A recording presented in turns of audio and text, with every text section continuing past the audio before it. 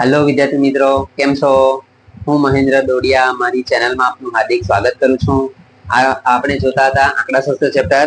એ આંકડાશાસ્ત્ર ચેપ્ટરમાં આપણે આગળ જોયું છે મધ્યક શોધવા માટેની બે રીતો. એમાં પહેલી રીત છે સીધી રીત અને બીજી રીત છે ધારેલા મધ્યકની રીત.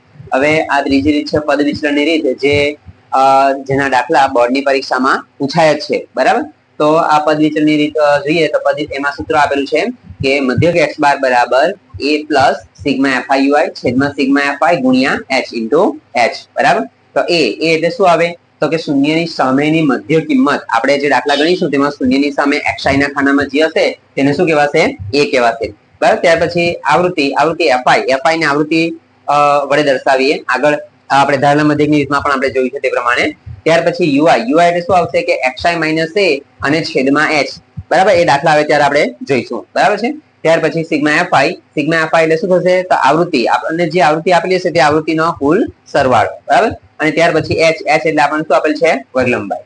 તો ચાલો આપણે દાખલો જોઈએ. તેમાં સ્વાધ્યાય 13.1 નો દાખલો જોઈએ પહેલો. તો વિદ્યાર્થી મિત્રો, આપણે આગળ જોયું પદ વિચલનની રીતનું સૂત્ર, તેના આધારિત આપણે સ્વાધ્યાય 13.1 ના દાખલા જોઈએ, બરાબર? હવે પહેલો દાખલો આપેલો છે તેમાં આપેલું છે, આપણે ડાયરેક્ટ રકમ લખી દીધી છે. એમાં જોઈએ તો છોડની સંખ્યા આપેલી છે એટલે કે વર્ગ આપેલા છે આપણને. ત્યાર પછી ઘરોની સંખ્યા એટલે કે એને આવૃત્તિ એને fi વડે દર્શાવીએ. તો આવૃત્તિ કુલ આપેલી છે કેટલી? 20 આપેલી છે, બરાબર? હવે એમાં જોઈએ તો મધ્ય કિંમત એટલે શું આવશે? xi, બરાબર? મધ્ય કિંમત કેવી રીતે શોધાય?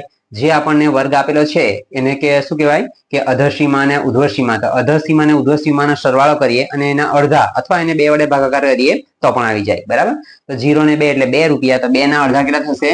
1, એટલે અહીંયા આગળ આવશે 1, બરાબર? ત્યાર પછી જોઈએ તો 2 થી 4 એટલે 2 ને 4 કેટલા થવાના? 6 ના અડધા કેટલા થશે? તો 3, બરાબર? આ રીતે.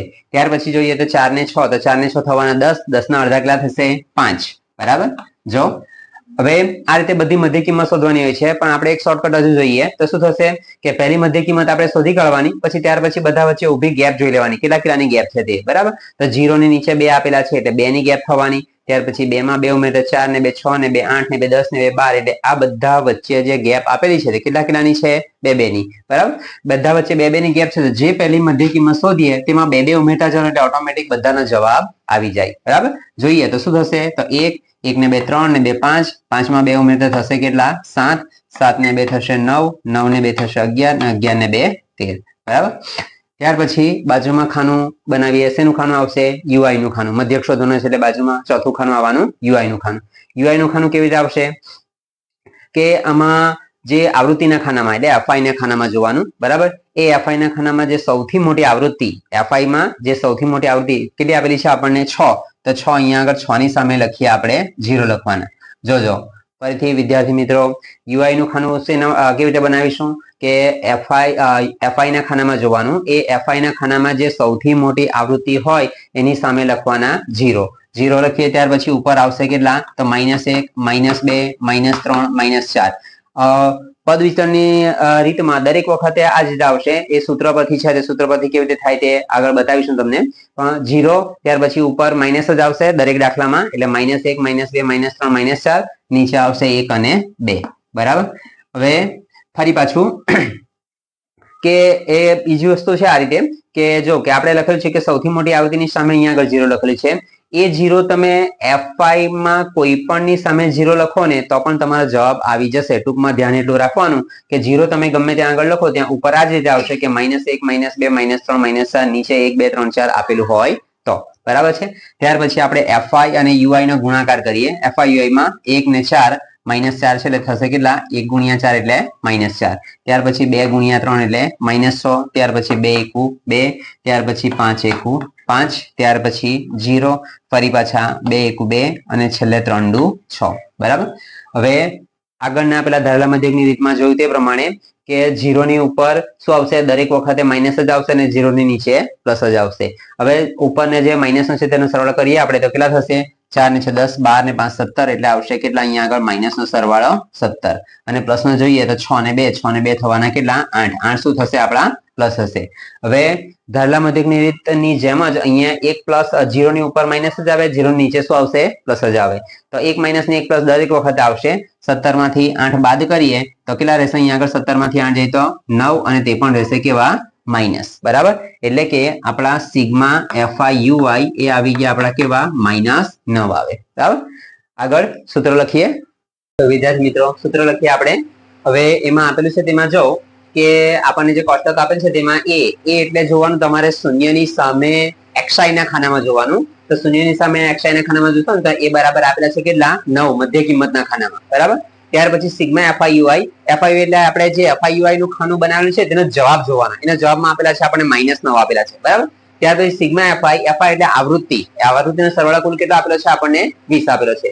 અને h એટલે આપણે વર્ગમાં જોવાનું. એ વર્ગમાં ગેપ આપેલી છે આપણને 0 ની નીચે 2 ને 2 4 ને 2 6 એટલે ગેપ આપેલ છે કેટલાની આપણને વર્ગ લંબાઈ 2 2 ની, બરાબર. સૂત્ર લખીએ. તો સૂત્ર લખેલું છે આપણે મધ્યક x bar બરાબર a પ્લસ સિગ્મા FIUI છેદમાં સિગ્મા FI ગુણ્યા h ઇન્ટુ h, બરાબર.